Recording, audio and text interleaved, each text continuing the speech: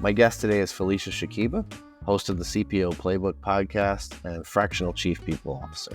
Cultivating a culture where continuous learning is encouraged is crucial and very necessary. Otherwise, all the work that you're doing just doesn't matter. We're going to be talking about some of the challenges leaders face today and the type of thinking that can help them overcome those challenges. Is AI a chief officer, or is it like a chief officer of AI in the workplace? Like, what is this role? Overall, the role of the chief AI officer is really up in the air. I think we're going to see a lot of different challenges that this role is going to face.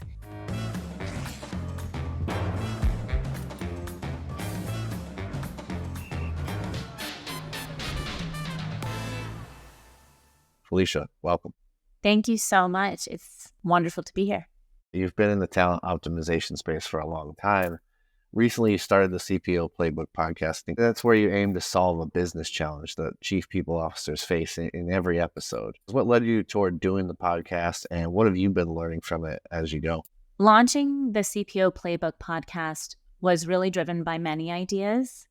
Firstly, within the HR domain, many impactful discussions happen behind closed doors, as we all know, kind of away from the public eye. And so I wanted to bridge this gap by bringing these conversations to a broader audience. And the individuals I interview aren't just experts in HR. They represent diverse leadership roles, including department heads and C-suite executives and CEOs. And so by showcasing these conversations, I wanted to kind of demystify the HR function. Secondly, the chief people officer role is in a constant state of evolution. So through the podcast, I wanted to spotlight how CPOs address and solve critical problems within their respective organizations and in different contexts. And then lastly, there was a personal growth aspect to this initiative, and engaging with such incredible professionals provided an opportunity for my own professional development. And speaking with these experts allow me to gain knowledge and insights that ultimately enhance my ability to contribute meaningfully to my clients and the broader professional community. As far as what I've learned on the podcast, the spectrum of topics covered is really expansive, but all really focused on the art of cultivating and steering high-performing organizations. And so organizational leadership in the face of change management has been a recurring topic.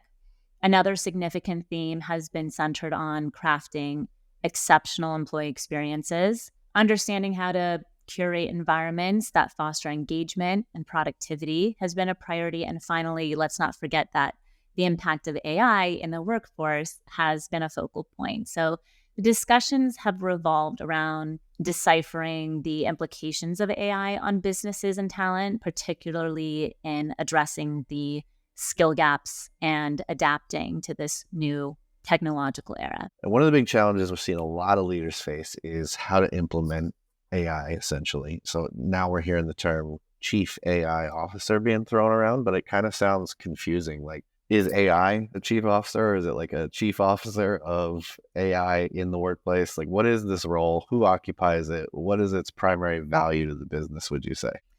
So I did a recent interview on the podcast with Matt Lewis, the chief AI officer at Inesio Medical. What struck me as particularly intriguing from our conversation was Matt shared with me that he's also exploring the use of AI internally to construct a skills taxonomy.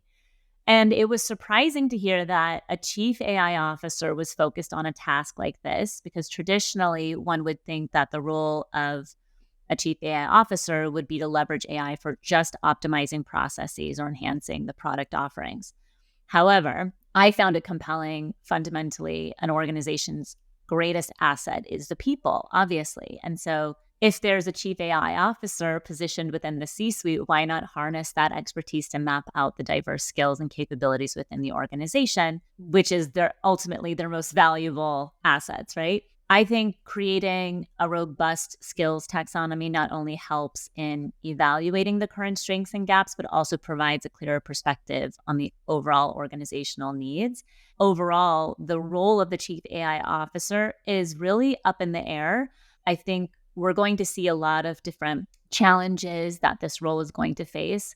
And we're going to see if or which companies actually need someone in the C-suite or perhaps just under a C-suite member, depending on how critical AI is in for that business. In your kind of, fractional work, like what advice do you have for companies where skill shortages are a big concern? I think when facing skills shortages, organizations should definitely try to adopt a more strategic approach. It begins with the building of a skills taxonomy, a lot like an inventory of skills, which really serves as the foundational assessment tool. So this involves thoroughly understanding the necessary and future skill needs for the organization's success, team effectiveness, individual roles. At the organizational level, these skills might be better defined as values. At the team level, it could be how teams complement each other or common skills within a function. And then there is the level within the function, also identified as specific position, more or less. It's crucial to identify both existing and lack of skills and evaluate the skill proficiency levels across the workforce. After building that skills taxonomy, and there are many ways to tackle skills shortages, but here are a couple of strategies. The first phase involves devising a learning and development plan. The plan should encompass both internal skill enhancement initiatives and potential external skill acquisitions.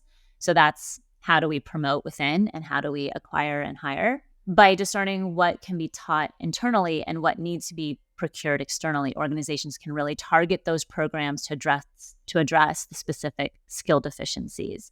And again, without that skills taxonomy, you just don't know where to start. So that's an important first step. Then I would encourage companies to invest in a continuous learning and development program. And the programs in the form of leadership development, cross-functional learning, mentoring, onboarding cohorts, and specific knowledge development within a domain expertise, like engineering or science or creative talent, for example. Another very important step is to foster a culture of upskilling. Cultivating a culture where continuous learning is encouraged is crucial and very necessary. Otherwise, all the work that you're doing just doesn't matter. So this involves instilling a mindset where employees are motivated to continually enhance their skill sets. And a culture is, like I've always said, best driven from the top. And so ensuring that the entire C-suite actively participates in ongoing growth and development initiatives sets a very powerful precedent for the entire organization. Listening to your high performers, gathering ongoing insights from employees and managers is critical to understanding how to prioritize learning and development needs and really fostering that continuous learning culture. How do you advise leaders to approach lateral thinking in particular in how they think about talent challenges their orgs face? Let's first define lateral thinking for the sake of this conversation. Lateral thinking within the realm of AI integration, such as working alongside platforms like ChatGPT, extends beyond merely just using AI as an answer generating tool.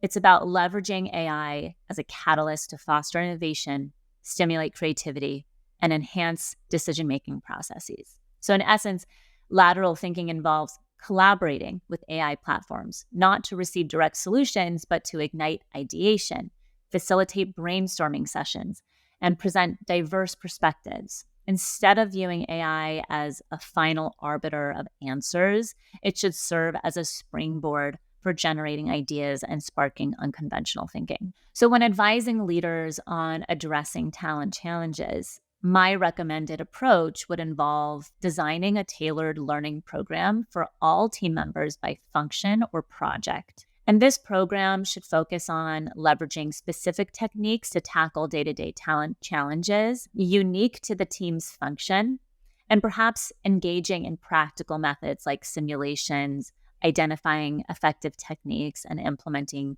gamified problem-solving exercises that incorporate ChatGPT assistance. In other words, get people in the habit of treating ChatGPT like a team member and not a cheat sheet. What do you think will play the biggest factor in talent turnover and retention in 2024? Employee turnover and retention has been a concern for companies for a long time, and rightfully so. It's a primary driver for employees, a primary driver for employees leaving a company often centers on the absence of opportunities for career progression. And I've seen this over and over and over again. And this is across generations.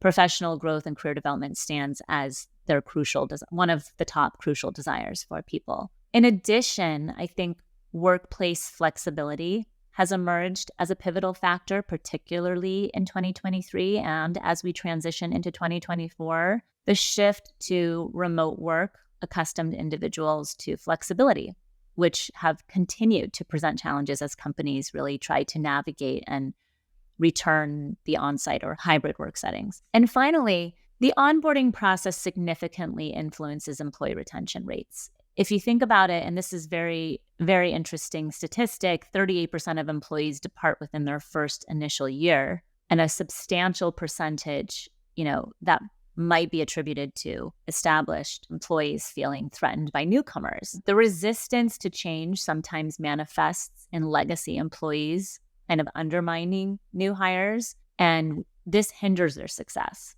And to solve for this, fostering a sense of responsibility among legacy employees in supporting and ensuring the success of new hires within their first year, I think is a strategy I've actually never seen in a company leveraged before. But I think it seems promising, and I'd be interested in hearing from a company that would want to deploy this type of strategy. I think it's surprising that some leaders overlook the onboarding process, given the loss of an employee incurs costs amounting to about a third an employee's salary. It's often overlooked, but so valuable when you actually put a lot of effort and thoughtfulness into onboarding new hires. So before we go, I wanted to give you a chance to kind of tell people more about where they can connect with you and find out more about what you're doing and listen to the show. Of course. Yeah, I'm happy to hear from anyone on LinkedIn. So if you're listening, I'd love to hear from you on what problems you want to hear the podcast solve. And you can also listen to the CPO Playbook podcast on Spotify, iTunes, or anywhere you listen. All the transcripts are available along with services that we offer around performance and talent development for companies who are looking to build these programs at cpoplaybook.com. So, Felicia, thank you for joining us on the show today. It was my pleasure, David. Thank you so much.